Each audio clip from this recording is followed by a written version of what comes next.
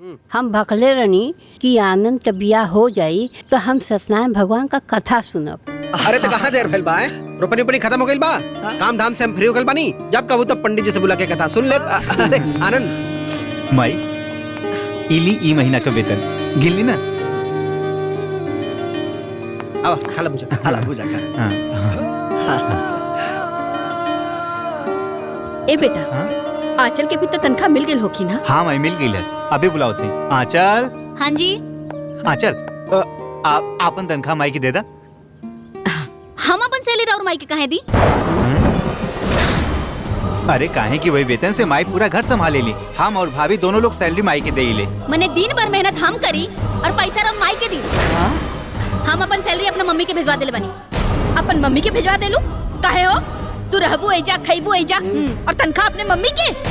वैसे छोटको तू गलत करो। तू सैलरी माई के देवे के चाहिए। पारुल के देखा सैलरी सब माई के देनी। कौनो गलत नहीं काम करत हम। हमार नौकरी हमार मम्मी पापा लगवेले बड़ा, तो सैलरी के भी हकदार उहे भइलन। और वैसे भी दीदी के दिहल तो बनेला, काहे से कि भैया जी घरे बैठल रोटी तो रेनी। आंचल, जबान संभाल के। हमार पति तोर कमाई ना खाए ले। जब तू हमार पति के कुछ बोल, पति कमाए चाहे पत्नी, का फर्क होला? कोनो फर्क नहीं के, लेकिन जब हमार पति घर के कुल खर्चा देते बड़न तो हम काहे दी? वैसे भी जब भैया जी अपन कमा के पैसा देवे लगम तो हम सोचब देवे के। अरे वाह, बराबरी तो तू बहुत बढ़िया से कहलू कि जब हमार बड़का कमाई तब तू सोचबू। और चीज में काहे ना बराबरी करेलू? न घर के काम करबू, न अपन तनख्वाह देबू, खाली रोब झड़बू हमरा पे। जब रउरा हमरा पे शासन करब तो हमरो रोब सहे के पड़ी। हम कमाएब और रउआ खाएब। आंचल, तू अपने मम्मी पापा से ऐसा बतियावेलू? खबरदार, जे हमरा मम्मी पापा के बारे में एक शब्द बोलनी था। अच्छा, अपन माई बाबूजी पर आई तो खबरदार। जे अपन सास ससुर की इज्जत ना करेले तो ओकर माई बाप की क्या इज्जत करी? ज्यादा घमंड मत दिखाओ सरकारी नौकरी का। तोहरा नियन बड़की भौजी भी सरकारी टीचर बाड़ी, बाकी तोहरा ले बहुत बढ़िया बाड़ी। बस, अगर एक भी शब्द रउआ लोग हमरा के कुछ बोलनी था, भूल जाएम हम कि ई हमार ससुराल है। और हमरा के दबावे के कोशिश भी मत करब। बुझाई? अरे अरे तू खड़ा खड़ा टुकुर मुंह का देखता रहा। अपने में रहो को समझाना सकता था? का समझाई? कौन उनके गलती बाय में? अरे जब कोनो गलती रहता तब उनसे झगड़ा करब। घर में घुसते कला शुरू हो गई। जाए आनंद, हम ना जानत रही है कि ऐसा डसे वाली मेहरारू ले बा। आई हो दादा।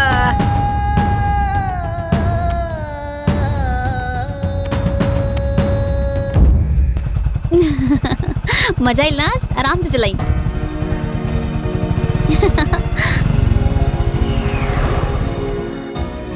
अम्मा जी चाय। ए दुल्हन। अरे काकी प्रणाम। खुश रहा। का दुल्हन, आज तो स्कूले पैदल जाता रू? देवर मोटरसाइकिल पर नहीं लेके जात का? नाना काकी ऐसन बात नहीं खे। ओ दोनों जना के कॉलेज और स्कूल आसे पास बा, तो हम ही कहले बानी कि के साथे चल जा। हाँ बात ठीक बा, बाकी देवर के भी तो सोचे के चाहिए। भौजी कैसे पैदल जाए? तोहरों के छोटकी के साथे मोटरसाइकिल पे बैठ के जाके चाहिए। अरे नाना काकी, एक के मोटरसाइकिल पे 3 जना कैसे जाए लोग? यही से हम कह देनी हा कि दोनों जना जा लोग, हम पैदल चल जाए। अच्छा ठीक बा काकी, हमके ना स्कूल खातिर लेट होता। हाँ हम चलता। ठीक। माँ जी, छोटके बिना घूंघट के रहली, हमाऊ कहाँ रह सकेली? ढेर देखा देखी करे की जरूरत नहीं खे। घर में बिना घूंघट के रहा और गांव समाज के सामने घूंघट कईल जरूरी है। इला जा अंदर। जी माँ जी।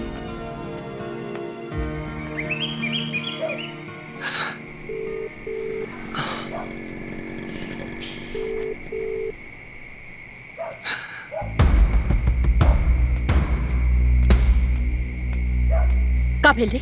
आनंद के फोन लागल? घंटी जाता फोनवा ना उठाओ तुमन। ई लइका भी ना, पता नहीं का। छोटकी के भी फोन बंद आवत अम्मा। ओकर छुट्टी तो हमरा साथे होला, कहाँ रह गए दोनों जन?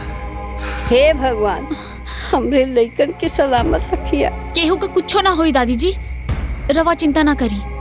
माई भौजी के घरे फोन लगा के देख ले, का पता दोनों जानी ओइजे गइल हुई है। हाँ, अरे रउआ समधी जी के फोन लगा के पूछी ना। हम आवत बाजी हाँ लगाओ तो। आज तो मजा आ गया।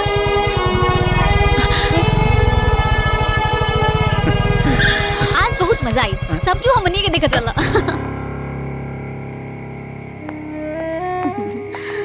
लौकता हमरा कि तोहरा के बहुत मजा आ गइल बा। कहाँ रहले तोनी के इतना रात तक? तुम आई आंचल के घूमे के रहे, यही वजह से लेट हो गई। अरे घूमे के जाए के रहे तो कम से कम बतावे की चाहत रहे ना। पूरा घर भर परेशान बतौनी खातिर, और तोहनी के कोनो मतलब ही नहीं। हम इतना फोन लगाओ तो नहीं, फोन काहे ना उठाओ तला। अतहर फोन काहे बंद आवता आंचल? अरे अरे, एक साथ इतना क्वेश्चन? बुझाता हमनी के कोनो गुनाह कर देले बनी जा। अरे मन कैले से घूमे के चल गए नहीं जा। ए में इतना काहे रोवा लोग गरम होते नहीं लोग। बेटी पतोह के देर रात तक बाहर ना रहे के चाहिए। गांव समाज के चार लोग चार किस्म की बात करेला। वो लोग के नहीं पता का कि हमनी के पति पत्नी है जा, और शादी के पहले भी हमनी कैसे घूमत रहनी जा। शादी के पहले घूमत रहलू हा, बकिर अब हमरा घर के पतोह बाड़ू। घर के मान मर्यादा के जिम्मेदारी पतोहार। बढ़िया जबरदस्ती बा। एकरा से पहले हमनी के शादी के पहले रहनी है जा, कम से कम अपना मर्जी से आवत रहनी है जा, जात रहनी है जा। राउर माई तो हमारा आजादी छीन ले बानी। बड़ से बात करके तमीज सिखा आंचल। आजादी के ई मतलब होला कि घर वालन के परेशान करे लोग, जब मन करे तब घरे आवे लोग।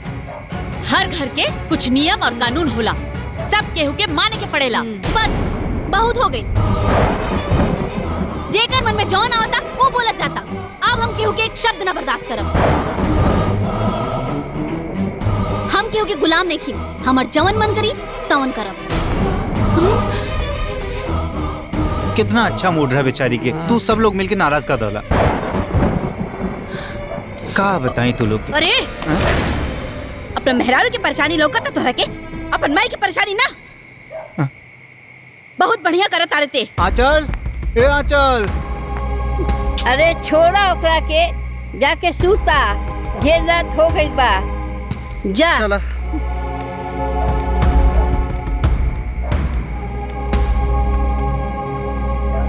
ऐसे अच्छा तो हमार बड़की बिया जो आज ले हमरा मर्जी के खिलाफ घर से कदम बाहर ना निकलस।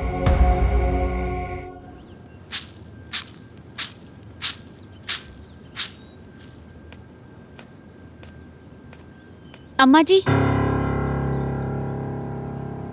ये हमार सैलरी।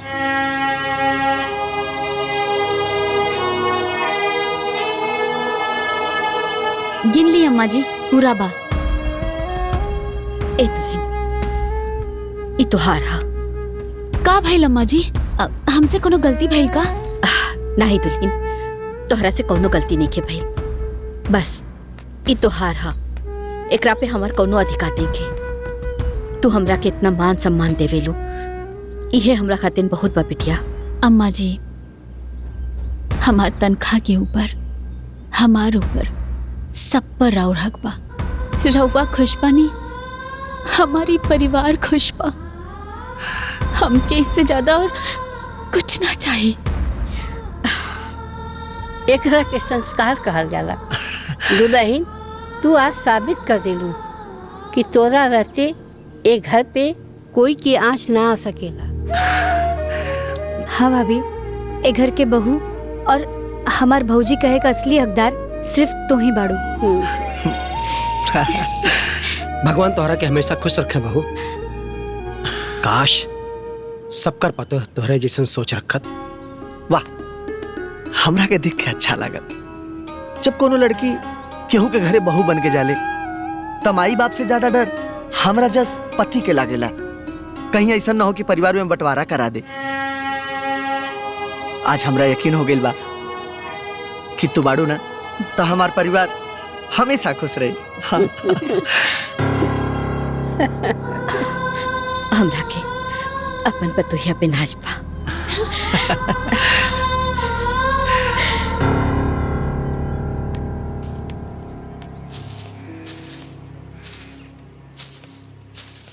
का हो कैसन बाड़ू? हम ठीक बानी, चली बैठी ना। अरे ना हो शारदा, हम ऐजा बैठे नहीं आइल, तोहरा से कुछ बात करे के रहे।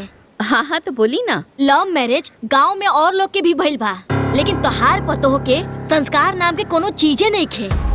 रउआ बोलल का चाहता नहीं, साफ साफ बोली ना। तोहार पतोह कल शाम के बाजार में घूमत रहे।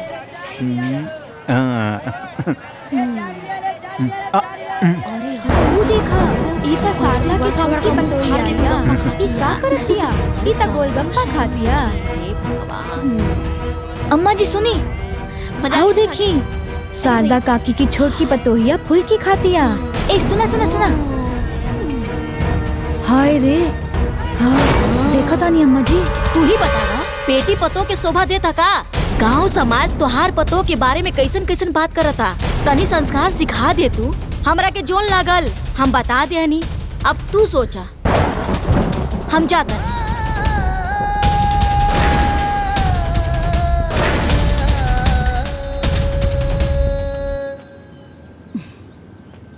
आचल, आचल, ए आचल। का भइल माई?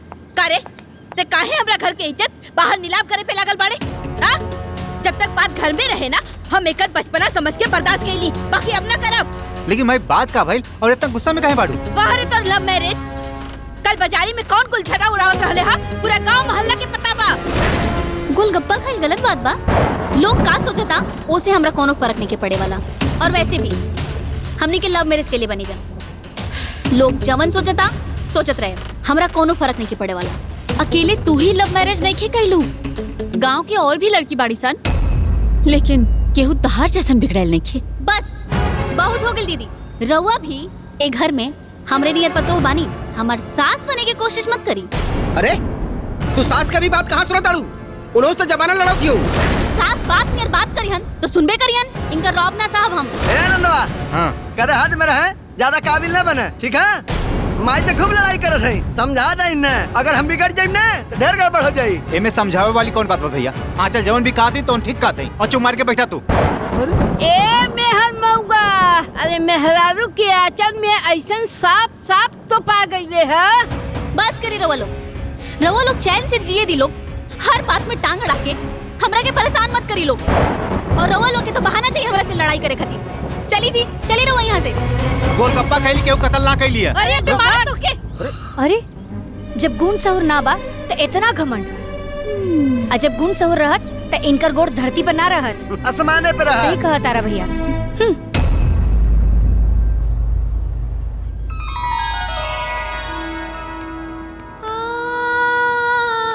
बहुत सुंदर बिया।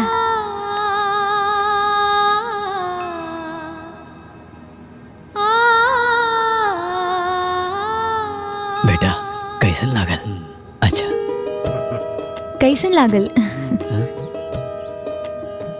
लड़का के तो लड़की पसंद बा, हम लोगन के रिश्ता मंजूर बा। रवा लोग तो जानते हैं कि लड़का हमार सरकारी नौकरी वाला बा। जी जी जी। देवे खातिर लोग कूलर, फ्रिज, गाड़ी घोड़ा सब देवे खातिर तैयार हैं। बाकी तो आप लोग बाकी समझते बानी आप अरे लोग। अरे आप देवे लोगों के फिक्र ना करी, रहुआ जितना सोचले हैं उसे बढ़ के दिया ही है। हाँ। जा लेके दुल्हन ले चले एकरा के। खुश रहा। छोटा सा एक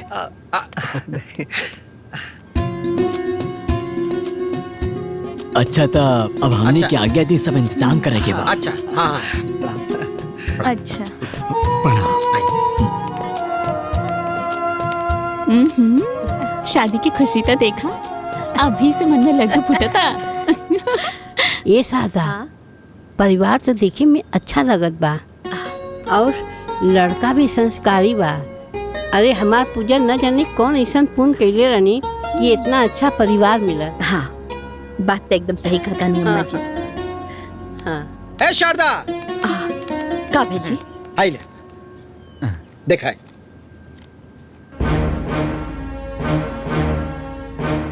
इतना सारा सामान, अरे इतना पैसा कहाँ से आई जी? अरे तू बेकार चिंता करत रहो।